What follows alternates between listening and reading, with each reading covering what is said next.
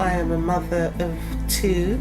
I'm 20 years old. I'm a third-year medical student. I do A-levels. I'm a biologist. I'm training to be a teacher. I've retired some few years ago. I'm a senior lecturer in anatomy. I work in a pizza shop.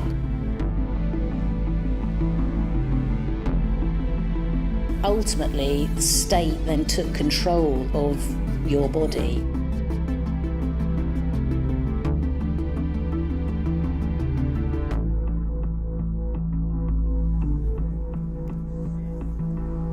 See, I have a lot of views. It's not just the fact that, from a religious point of view, the thing is, I wouldn't feel happy about someone actually opening me up. And I know a lot of people say that if you want medical science to progress, then you should be giving your body, but there's a lot of stuff going on about cloning and regenerating tissue as well. Like for heart attacks now, you can regenerate heart tissue and you can replant that into your heart. So why is it that we need so much more, like we need entire bodies? Why is it we can find cures that are inside ourselves already? I believe that nothing really happens to you after death. My mother also has donated her body. To me, that's weird. I personally want my body to just rest in peace. When you die, you don't want people just doing anything to your body, do you know what I mean? In Bangladesh, there is still a very rural superstition around dead bodies, around how dead bodies should be treated and what can happen to dead bodies if they're not treated properly. I think black people are quite superstitious about things like that. You're just meant to cremate it straight after their bodies died so the soul can be released, which is what it says in Hinduism. I would personally would like for my whole intact body to be in the grave, how I came into the earth. I need something in the coffin. Whereas if you were poor and the really destitute poor, you were much more accessible to these resurrection men, and you were a commodity. It was necessary for the scientists and anatomists of the day to obtain bodies through grave robbing and illegal methods. There has to be legal consent in place.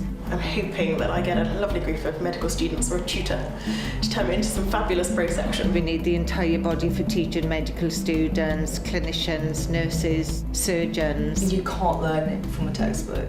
Unless you've seen it on a body, I think you'd get lost. The thing that really surprised me is just how beautifully they kind of come to pieces. I find anatomy is an endlessly fascinating subject. I don't really see a dead person. I see a tool for learning. We've got this fantastic machine in front of us that does all these incredibly improbable and difficult and delicate things. It was with these pioneers who were surgeons and anatomists mapping out everything that we might know now. Hunter, I think it was, who said that it's necessary to cultivate a level of inhumanity. But at what cost? They do wonderful things for people, but sometimes they don't. Sometimes people take science to a whole nother level and they try and do new things and then the outcome is bad.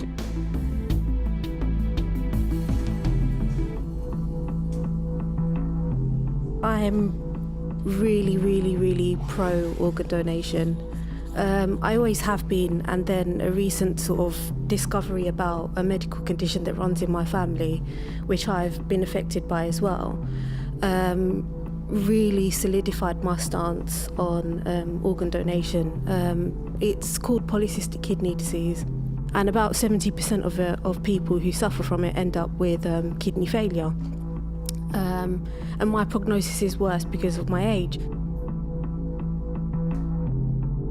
I went through a really dark patch after it, but my attitude towards it is completely changed. All that matters is that I live my life to the fullest that I possibly can.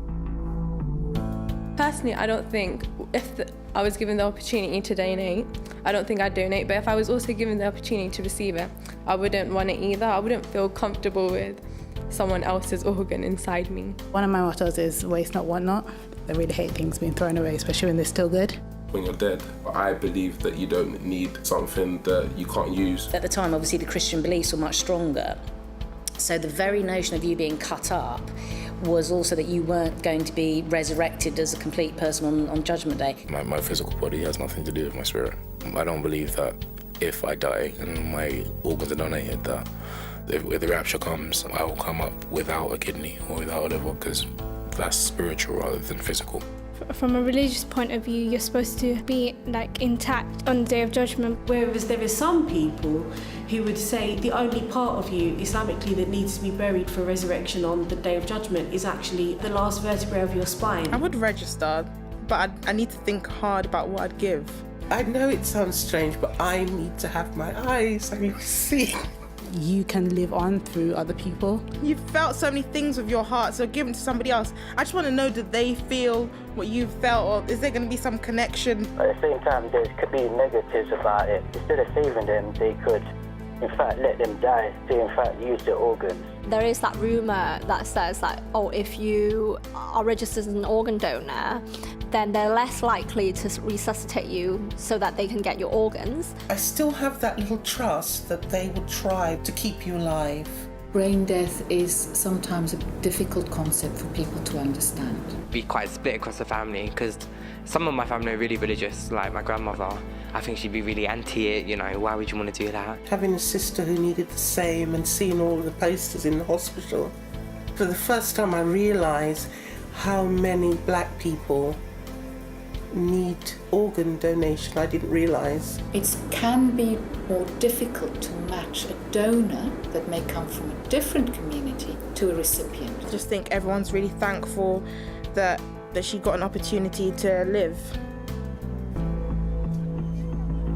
If this, whole opt-out system was to be implemented here in the UK, I feel that it could be abused.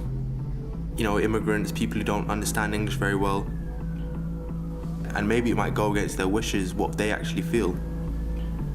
There'd be far more people opting for kind of organ donation and body donation if it was more of an opt-out system. I think opt-out sounds like an easy way to say, unless you protest, then we accept that you would like to donate your organs. The most vulnerable of society would be the most affected, and they were the ones that didn't have a voice. There's a major deficit in the organs that are donated. In Spain, there's an opt-out system for organ donation. I do think it's a system that should be taken up in the UK. Who are the people who say it works? Are they the people that want it to work? Are they the government, or is it because they've got more organs? A lot of people want to donate but just don't find the time, and then they die, and then these organs go to waste. We live in a world now where there are so many other things that you're thinking about. And they obviously didn't give consent. Whose choice was that? It wasn't yours. It's sort of like you don't own your own body. It's like your body belongs to the government.